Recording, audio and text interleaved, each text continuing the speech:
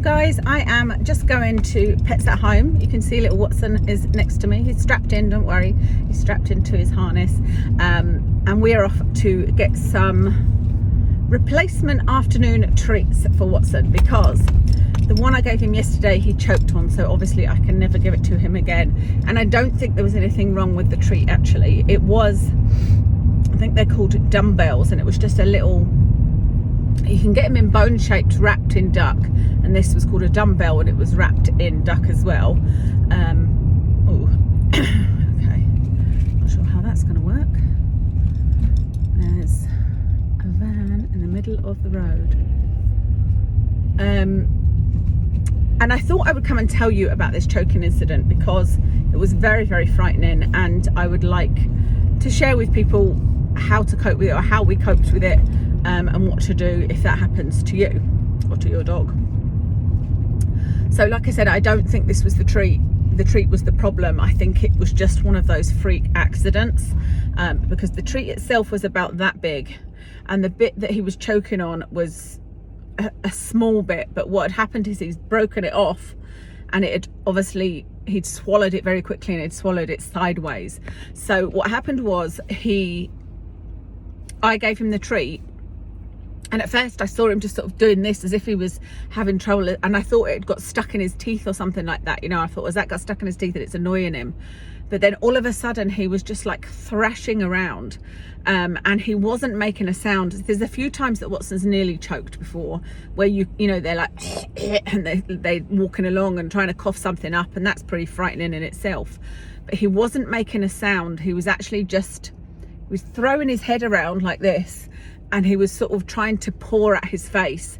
So I called Kev immediately. Kev was in the next room, and I was like, Kev, come through here right now. And Kev came through, and I did that because Watson will tend to go to Kev. He seems to feel better with Kev in an emergency. I think it's because Kev's calmer and I'm totally panicking, you know, because he once got something stuck up there on the roof of his mouth. He got a sort of, it wasn't a twig, but it was something like that stuck between the upper part of his mouth, and he wouldn't let me get to his mouth. But when Kev came in, he sat there and let him have a look, you know. So I was like, right. So Kev got a hold of him and managed to have a quick look in his throat, and he could see the white thing in the back of his throat. Yes, we're talking about you, which just terrified me. And he couldn't get a hold of him to actually, he wouldn't stay still enough to be able to put his hands down the back of his throat. But I have to say, if we hadn't have managed to get it out, that's what I'd have been doing. I'd have been saying, like, hold him and I will, you know, hold his jaws open and I'll go in there, kind of thing. So I said to Kev, I was trying to remember my first aid training, and I said to him, hold his back legs up and do the Heimlich maneuver. But I mean, I didn't even know if Kev knew how to do that on Watson, and I said, I'll go and get the phone and phone the vet.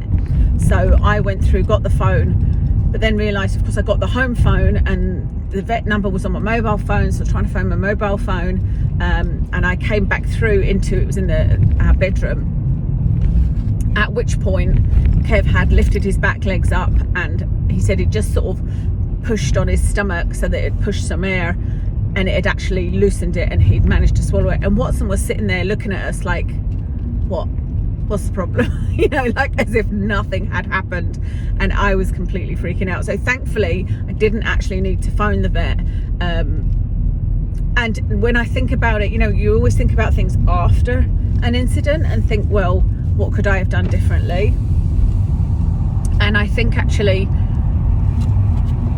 we did the right thing from looking it up, from refreshing my first aid knowledge, because immediately I was like, right, me and you are both going on another first aid course, you know, because we need a refresher. I can't remember anything. But the first thing you do is look and see if there is an obstruction, and you try to get to the obstruction and sweep it away from their throat. That's the very first thing you need to do. And actually we did have one other incident like this many years ago when he was still a puppy, and it was the treat that was the problem. It was a big one, and we could see it sticking up from his throat, but he swallowed it. So we had done that, but we couldn't quite get to it. But that would have been our next move. If the, you know, legs up and Heimlich maneuver hadn't have worked, we were going to, well, I certainly would have said to Kev, right, one of us hold his mouth open and the other one is going in to get that thing out, you know. and you're supposed to do it obviously as gently as possible. This one was kind of had a rounded end. It wasn't like sharp, it wasn't the piece of a bone or anything. It wasn't going to do too much damage, I don't think. But that's what it says is the first thing, to try and sweep it away. Then it says to raise their back legs if you've got a big enough dog. If you've got a small dog, then obviously you would completely lift them up upside down, so there's more chance of it coming out. And it said to do the Heimlich maneuver and also alternate that between slaps between the shoulder blades. And thankfully for us it worked. Funny enough, it obviously dislodged it, but it didn't come out of his mouth, so it wasn't, you know, too much effort, if you like. There wasn't too much force put on his tummy, but just enough to put it into his mouth, and then he obviously just swallowed it again. You know, they do that sometimes, don't they? You know, if you've seen a dog choking, you'll see them like they go like this. It's awful. It's absolutely awful to watch, and they're not properly choking. It's just gone down the wrong way, and then they kind of cough it up into their mouth, and they're like, oh, and eat it as if nothing's wrong, you know. Watson was not fazed at all. Like I said, he wasn't fazed in any way by this incident.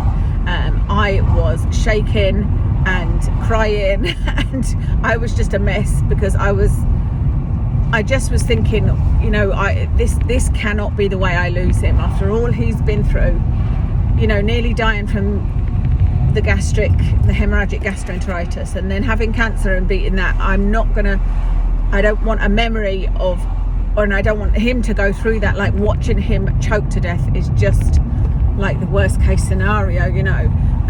So I'm so thankful that we managed to solve it. But I did think, I just wanted to sit down with Kev afterwards and say, right, that happens again, what is our plan of action? Our plan of action is the same thing, except that we will probably phone the vet. One will be phoning the vet on the way to the vet, if that makes sense, because I think kind of speed is of the essence with these situations, and we could have driven him to our local vet fairly quickly.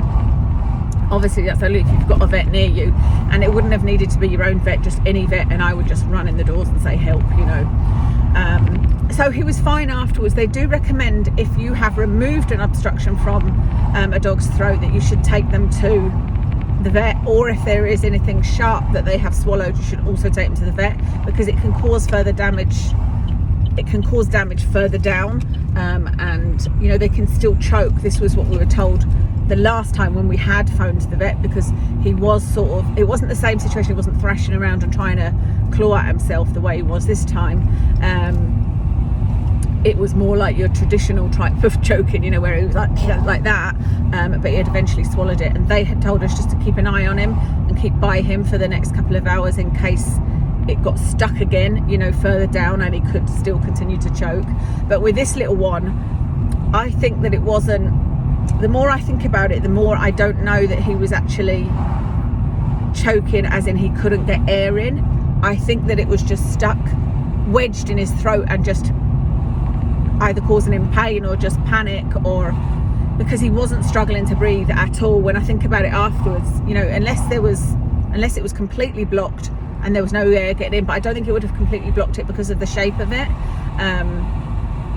and the size of it, you know. I think it was just stuck there, and he didn't like it and was like, you know, I need to get this thing off. So, and he immediately wanted more, you know. He was like, Kev was having his lunch after that, and he was coming through and like, right, okay, what have you got? You know, so he wasn't scared to eat or anything. So yeah, like I said, I think it's useful for you guys to hear about this, I think, because then maybe it'll give you an idea of what to do if your dog is choking. You know, check if there's anything there, sweep for it, lift the back legs up, do the Heimlich maneuver, go on a first aid course. That you know, knowledge is power. When I came away from the first aid course, I was like, okay, at least I'm now equipped to help if anything happens with Watson. But what I had forgotten, and I was just thinking, if it comes to this, I don't know that I can remember what even side he's supposed to be on, is the CPR. I can't remember that at all. I definitely need a refresher. So we're going to book a first aid course. But if you can't do that, just sit and have a chat about, you know, with whoever's in your household, what are we going to do if this happens? But be aware of the treats you're giving them, because if that had have been something that was sharp, because he crunched it in sort of a third of it off, and if it had had sharp ends, then it could have caused him some real damage to his throat. And also what I thought was, had I have left him alone, I don't know whether maybe he would have come to us and showed us there was a problem, but if I'd have left him in that room with that treat, I wouldn't have known what was going on, because like I said, there was no sound. He wasn't making a sound at all. So really make sure that you are not, you know, like if you leave your dog with treats when you go out, kind of a game, I would say don't leave them with anything other than tiny little treats. Even then I'd be wary, but you know, or soft treats like a licky mat or something like that, licky treats, so that you don't have to worry about them choking while you're not there, because then there's nobody to help them, you know. So yeah, I thought that would be an interesting story to tell you. Like I said, we're on our way to Pets at Home to get him some different treats, because I'm not giving him these other ones. I'll still give him hard treats, but I always cut them up anyway. Because you can give a dog, I'm getting duck fillets for him, and you can give a dog 1 duck fillet, or you can cut them into 4 and give them 4, and they basically feel like they're getting 4 times as much, you know, so it's a win-win. So yeah, that's everything for today. I hope you're all well, I hope all your doggies are well, and I'll speak to you again soon.